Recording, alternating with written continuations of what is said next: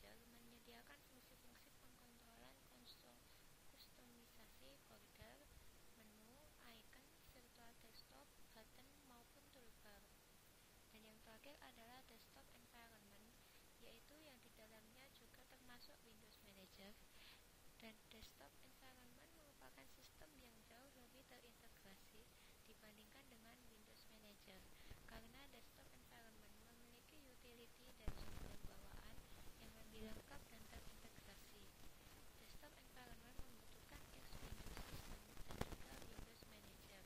Berikut beberapa desktop environment yang pertama yaitu Network Object Model. GNOME tidak saja memiliki Windows Manager, tetapi juga sistem desktop yang interoperable antar komputer dan platform.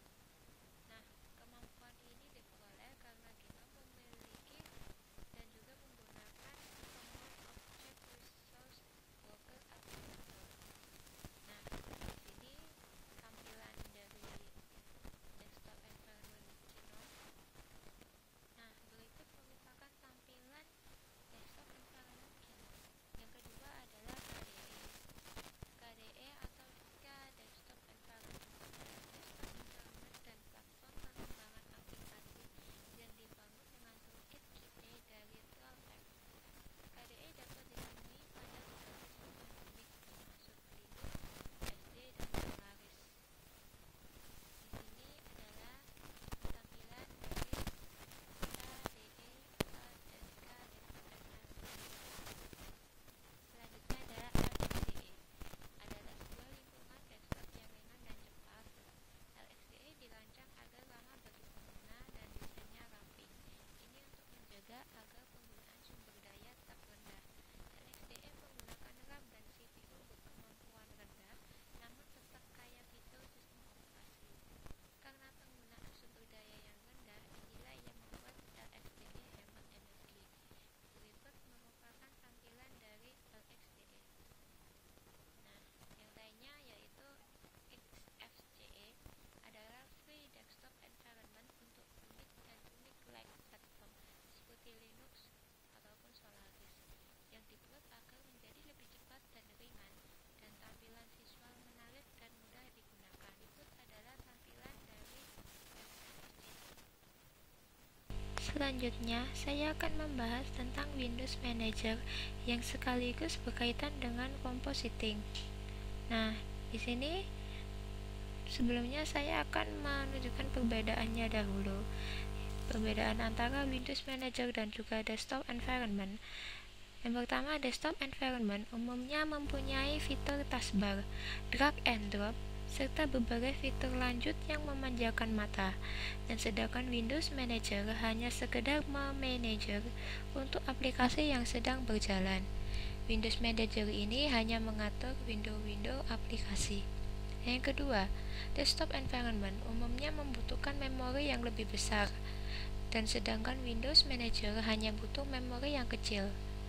Yang ketiga, Desktop Environment umumnya dipakai oleh end user atau para pengguna yang baru migrasi dari Windows atau Mac. Sedangkan Windows Manager umumnya dipakai oleh para pengguna yang berasal dari dunia Unix atau pengguna yang jarang memakai GUI. Di sini Windows Manager dibagi menjadi 3, yaitu yang pertama stacking, memungkinkan jendela untuk menarik isinya satu di atas yang lain pada desktop. Dan yang kedua yaitu compositing, yaitu menyediakan buffer untuk setiap jendela yang menarik dan membuat buffer bersama dan menciptakan gambar desktop. Dan yang ketiga yaitu tiling, yaitu tidak akan tumpang tindih. Di sini contoh Windows Manager yang stacking adalah Fluxbox. Windows Manager yang memiliki tipe compositing yaitu contohnya adalah Compis seperti pada gambar. Lalu yang ketiga adalah Windows Manager yang memiliki tipe tiling, yaitu adalah contohnya BSPWM. Nah, di sini saya akan menjelaskan tentang perintah-perintah dasar pada sistem operasi Linux. Nah, di sini kan banyak sekali perintah-perintahnya seperti login, logout, maupun virtual terminal, lalu mengetahui posisi virtual terminal, dan yang lainnya. Nah, di sini kita bisa merestart sistem, lalu mematikan sistem, membatalkan perintah, dan menggunakan bantuan. Nah, di sini kita buka terminal terlebih dahulu. Nah, di sini untuk menampilkan sebuah info, kita bisa ketikkan info spasi ls. Nah, di sini banyak sekali info yang tertera. Nah, untuk quit kita bisa ketikkan key. Lalu selanjutnya untuk menggunakan bantuan kan bisa menggunakan info atau what is atau apropos. Nah, di sini apropos adalah mencari informasi secara massal. Jadi, perintah ini berguna jika Anda tidak tahu posisi persis perintah yang dimaksudkan atau jika hanya mengetahui sebagian dari perintah. Formatnya apropos spasi perintah yang diinginkan.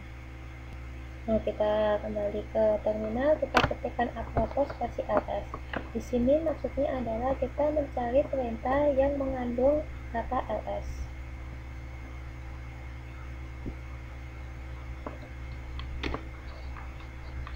Lalu perintah lainnya adalah menampilkan tanggal. Nah, di sini kita bisa ketikkan date, lalu kita klik enter. Nah, di sini tertera tanggal hari Sabtu tanggal 18 April di jam sekarang dan tahun sekarang. Lalu untuk menampilkan identitas komputer kita bisa mengetikkan hostname lalu klik enter. Nah, di sini kita sedang di panitia PC. Di sini kita lanjut ke manajemen file dan direktory. Nah, di sini kita ke manajemen file dan direktory. Kan ada menampilkan direktori aktif ataupun melihat isi direktori, lalu membuat direktori. Nah, di sini saya akan memulai untuk membuat direktori baru. Nah, di sini kita ketikkan mkdir spasi nama direktori baru, contohnya nama panggilan saya. Nah, di sini direktori baru sudah dibuat. Nah, untuk menghapusnya kita bisa mengetikkan rmdir spasi nama direktorinya, lalu diikuti slice, klik enter. Nah, di sini untuk membuat file baru, yaitu kita menggunakan perintah touch. Nah, di sini touch ini file yang dihasilkan dengan perintah ini adalah file kosong yang tidak berisi apa-apa. Di terminalnya kita bisa ketikkan touch spasi nama filenya. Nah, lalu untuk mengcopy file kita bisa ketikkan mv spasi nama file, lalu spasi lokasi file maupun directory. Nah, di sini sudah mengcopy file pada directory baru. Nah, di sini kita bisa mencari file. Nah, mencari file ini kita bisa menggunakan perintah find dengan format file spasi lokasi perkiraan nama. Lalu kita bisa menggunakan perintah locate dengan format locate spasi nama file. Dan ketiga bisa menggunakan perintah which dengan format which spasi nama perintah. Lalu yang lainnya adalah where is dengan format where is spasi nama perintah. Nah, sekarang kita lanjut ke manajemen user. Nah, di sini di manajemen user kita bisa melakukan apapun terkait dengan user. Nah, di sini contohnya bisa berganti user dengan format su spasi nama user pengganti. Lalu untuk membuat user, nah di sini kita langsung mencobanya.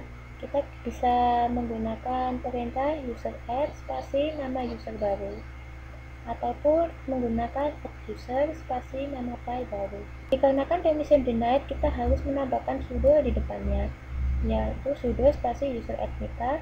Nah, di sini kita ketikkan passwordnya, lalu klik enter. User baru sudah dibuat. Nah, bisa dilihat user kita sudah dibuat. Nah, lalu untuk membuat password, kita bisa ketikkan passwd spasi nama user baru. Nah, di sini kita belum mendapatkan permission. Nah, lalu di depannya kita harus menambahkan sudo sebelum kata password. Nah, di sini kita bisa ketikkan password baru, contohnya 1234, lalu kita ketikkan lagi passwordnya. Nah, di sini sudah password updated successfully. Nah, di sini untuk menghapus user, kita ketikkan sudo spasi userdel spasi nama user. User tadi kita buat adalah Mita, kita cek sebelumnya user Mita masih ada. Nah, di sini kita coba enter. Nah, lalu kita lihat kembali. Nah, user Mita sudah tidak ada atau sudah dihapus. Lalu untuk membuat grup baru, kita bisa menggunakan group add spasi nama grup baru. Nah, di sini juga masih butuh permission. Kedepannya harus diketikkan sudo. Nah, di sini grup baru sudah dibuat. Nah, untuk menghapus grup baru, tadi kita ketikkan sudo spasi grupdel spasi nama grup baru. Agar kita tidak menggunakan sudo terus, kita bisa menggantikannya dengan mengetikkan di awal tadi sebelum perintah kita ketikkan sudo main i. Nah, di sini maksudnya root di sini kita sudah menjadi seorang adminnya dan kita bisa mengetikkan apapun seperti user add spasi sysop 2015 seperti itu. Nah, di sini langsung kita enter saja tanpa mengetikkan sudo di depannya. Jadi sebelumnya bisa melakukan sudo spasi main i. Nah, sekian, terima kasih. Nah, di sini kan kita akan melakukan install sebuah program melalui offline. Nah, di sini sebelumnya saya sudah mendownload aplikasi Doki dengan ekstensi .deb. Nah, di sini setelah itu dipindah ke home, dikopikan ke home. Nah, ini lalu kita buka terminal. Lalu kita ketikkan sudo spasi dpkg spasi main i, lalu ketikkan nama aplikasinya yang berekstensi .deb tersebut.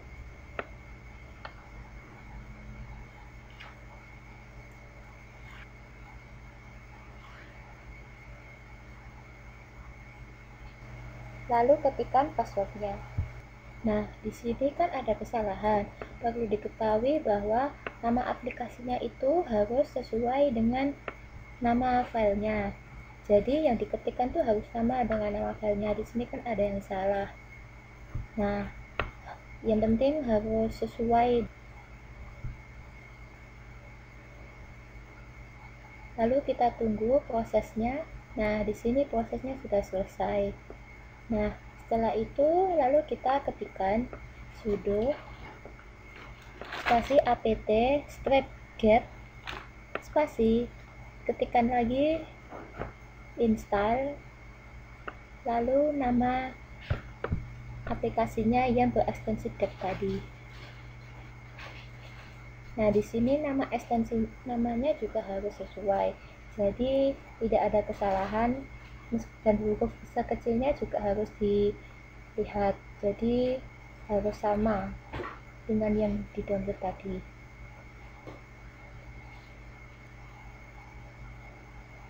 Nah, kita klik enter. Nah, di sini tunggu prosesnya. Dan di sini kan nggak bisa karena dependensinya kurang. Ya, sekian. Terima kasih.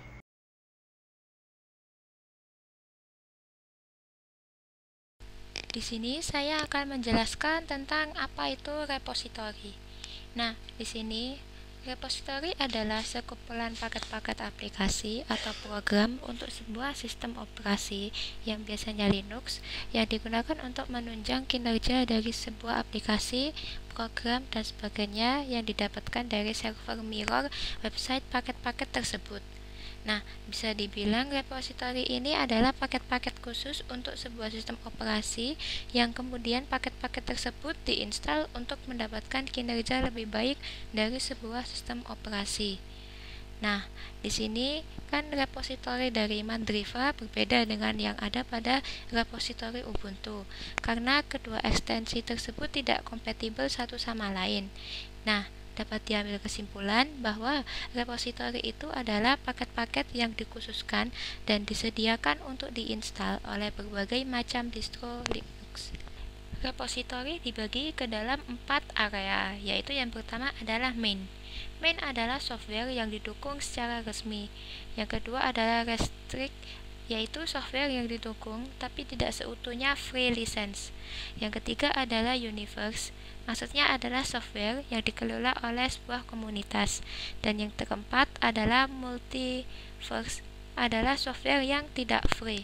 Selanjutnya saya akan menjelaskan tentang dependensi. Apa itu dependensi?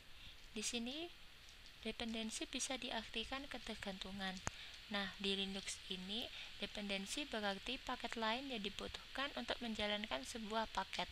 Jadi, kan apabila kita memiliki paket D yang memiliki dependensi terhadap paket A, B, dan C, maka paket D akan berjalan dengan baik jika kita menginstal paket-paket yang sebelumnya. Linux tidak semata-mata terdiri dari satu paket yang bisa berjalan sendiri dan tidak membutuhkan paket lainnya. Linux sendiri merupakan kesatuan dari kernel, aplikasi, karya seni, dan struktur yang saling berkaitan. Setiap paket memegang peranan penting dalam membentuk Linux. Inilah mengapa hanya dengan 2 GB space hard disk kita bisa mendapatkan sebuah sistem yang lengkap saat selesai menginstal Linux. Nah, bandingkan saja dengan Windows XP yang membutuhkan space 2 GB hanya untuk OS-nya saja. Nah, selain itu, keuntungannya dependensi itu kemudahan pemakaian sebuah aplikasi. Jadi, aplikasi tersebut tidak perlu mempaketkan library bersama-sama aplikasi, sehingga ukurannya bisa diringkas. Yang kedua yaitu fleksibilitas aplikasi. Yang ketiga, menghemat space hard disk. Yang keempat, memudahkan pelayanan support berkaitan dengan aplikasi. Dan yang kelima yaitu memudahkan penanganan advokasi berkaitan dengan lisensi.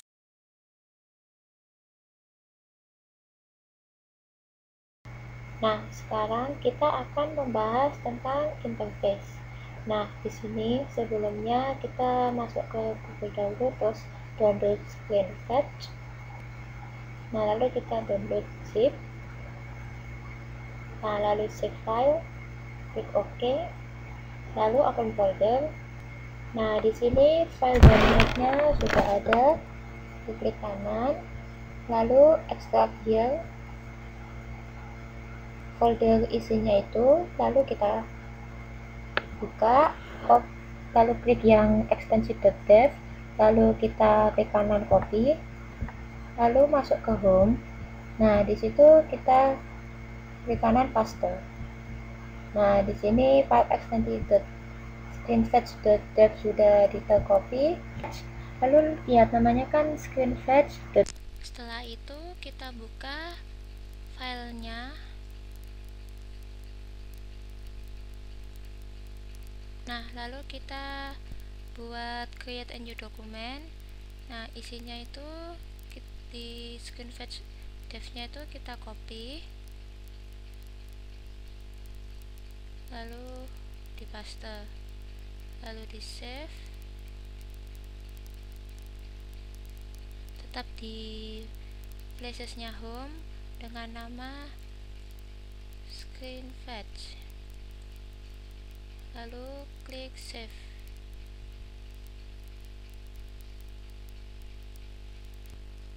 Nah, lalu setelah itu kita close, lalu kita buka terminal.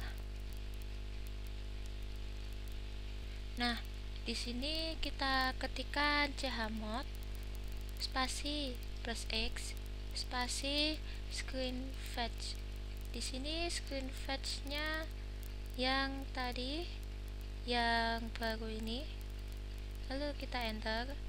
Nah, lalu kita ketikkan lagi titik slash screenfetch.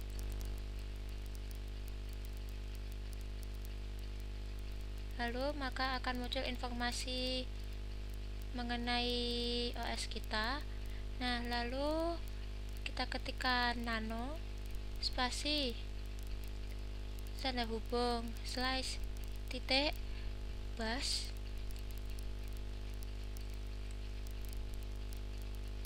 lalu klik enter. Nah, lalu menuju ke paling bawah sendiri. Nah, lalu di sini tambahkan, ketikkan lagi, tampilkan screen fetch, lalu titik slash screen fetch, lalu Ctrl Z. Nah, di sini lalu kita ketikkan sudo spasi nano spasi tanda hubung slash titik box.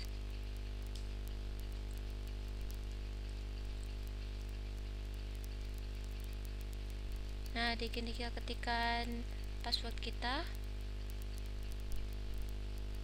Nah,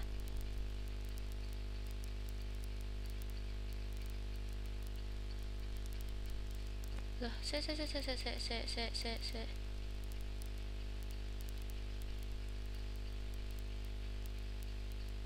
setelah itu kita buat komen untuk menampilkan screen fetch.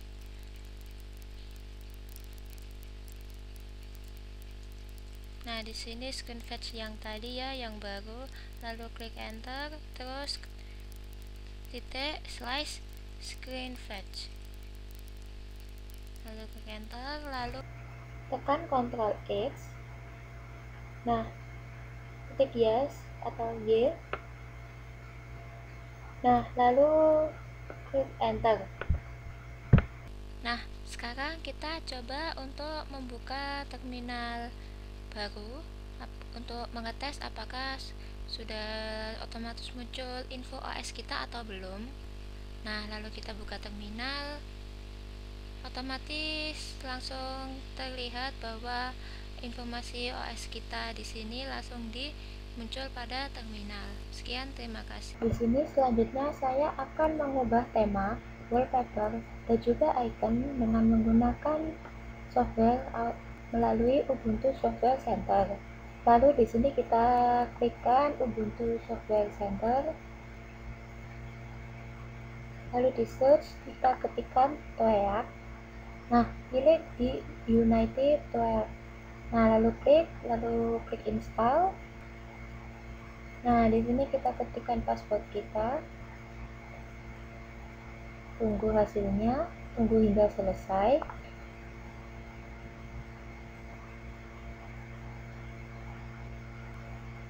Nah, di sini kan sudah selesai terinstall. Nah, lalu kita klikkan United TOEAC. Lalu kita pilih, lalu di menu appearance kita pilih theme. Lalu kita pilih tema terserah yang kita mau. Nah, di sini perubahan temanya itu terlihat. Yang sebelumnya klasik jadi hitam putih.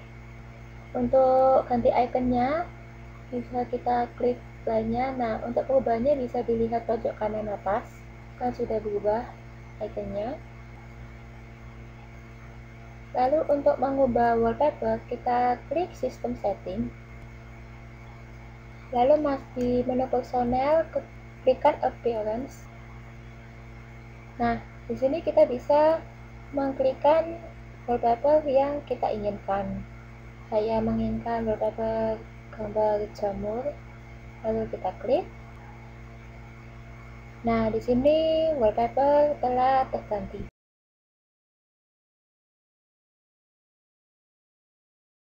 Nah, berlanjut ke user management. Di sini kita akan membuat suatu user dengan nama Sishop. Sini kita buka Linuxnya, lalu kita search, lalu search terminal. Nah, di sini sebelumnya kita harus merootnya terlebih dahulu agar bisa membuat sebuah user baru dengan mengetikkan sudo min-i. Nah, di sini kita ketikkan passwordnya.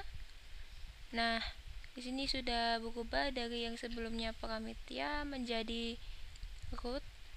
yang di sininya sebelumnya dolar menjadi pagar. Lah, di sini kita akan membuat sebuah user baru. Ada dua komen yang bisa digunakan, yaitu user add spasi nama user baru maupun add user spasi nama user baru. Kita bisa menggunakan salah satunya, user add spasi sysop. Nah, di sini sudah sukses. Lalu kita akan kita ketikkan paswd. Nah, di sini paswd. Nah, di sini kita ketikkan passwordnya 1234. Nah, di sini di sini kita akan membuat grup terlebih dahulu. Nah, untuk membuat grup kita bisa menggunakan grup add spasi nama grup. Nah, di sini kita akan membuat sebuah grup baru sesuai dengan soal, yaitu kita akan membuat suatu grup baru. Nah, sintaksnya adalah grup add spasi nama grup baru. Kita ketikkan grup add spasi nama barunya yaitu well. Nah, di sini pembuatan grup sudah selesai.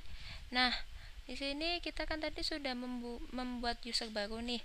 Nah, untuk menambah user tersebut ke grup well, kita bisa menggunakan format user mode main G besar spasi nama grup spasi nama user.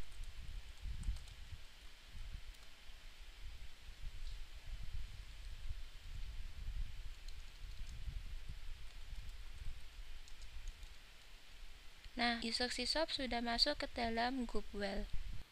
Nah, untuk soal yang kedua untuk user management, yaitu membuat satu user lagi di sini dengan nama panggilan dan password NRP, dan jadikan user ini sebagai user system.